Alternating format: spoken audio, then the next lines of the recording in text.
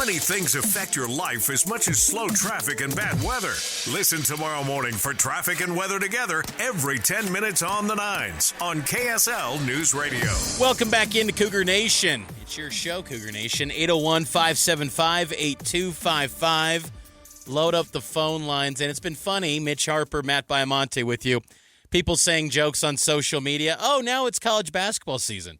We've been holding it down every single Monday night since the football season for college football ended. So we've been neck deep in BYU basketball and Big 12 basketball for weeks. But for the people now getting up to speed, Matt, and now that the Super Bowl is over, did you watch that Super Bowl last night as the Eagles took down Andy Reid's Kansas City Chiefs? I watched the first half, and then I said, forget this. I'm not watching any more of this. And it just got worse in the third quarter. That was one of the most shocking outcomes I've ever seen in the Super Bowl. Not that Philadelphia wasn't capable. They're super talented. But Andy Reid and Patrick Mahomes have built up this reputation where you felt like they'd find a way at some point, right? They never found a way. Like, it was, 34-0 at one point? Like, geez, that's one of the most lopsided Super Bowls I've seen in a long time. I agree. I was stunned at how much struggle that Patrick Mahomes had to experience. And just to see Andy Reid, it seemed like he always has an answer. Yep. And,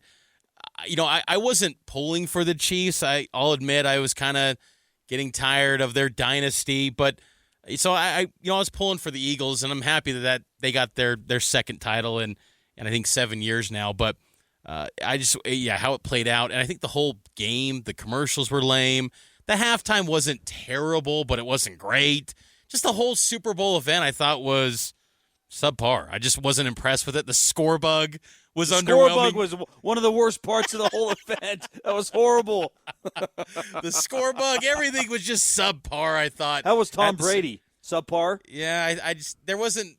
Other than his jab at Kevin Hart, I wasn't. I didn't come away feeling like he's worth all the money that Fox is paying him. But anyway, football season is now over. So don't say it, Mitch. I can't believe it. When does spring ball start? February 27th. Okay, we don't have to. All right. If things really go south here for BYU basketball, we can maybe get in some spring football, Cougar Nations. But you know what, Matt? I don't think it's going to go completely south for this BYU basketball team, and we're asking Cougar Nation, what does BYU Hoops need to do differently to end this two-game losing streak that they're on?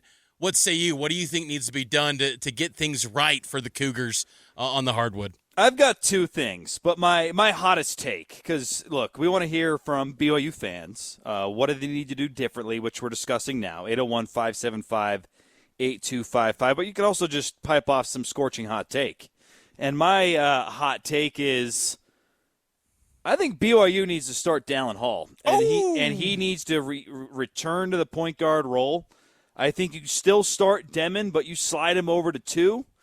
And Demon's been shooting the ball better of late, and his attempts are up. He's shooting it a lot more than Dallin Hall is, and I just feel like Dallin Hall takes care of the ball better. You can't even argue that fact. If you look at the total assists and total turnovers, Hall's assist-to-turnover ratio is much better than Demon's. And I feel like get Hall back in at point guard, play him more minutes, let him run the show. That's not to say Yegor won't have his moments where he's running actions as well. But I think let's see what this team could look like if Hall is running the show as the primary point guard. Yegor Demon, though, is number 1 in assist rate in the Big 12 through in conference play in assist rate. And then Dallin Hall is not far off at 17th. But Yegor's still dishing the rock at a high clip, Matt.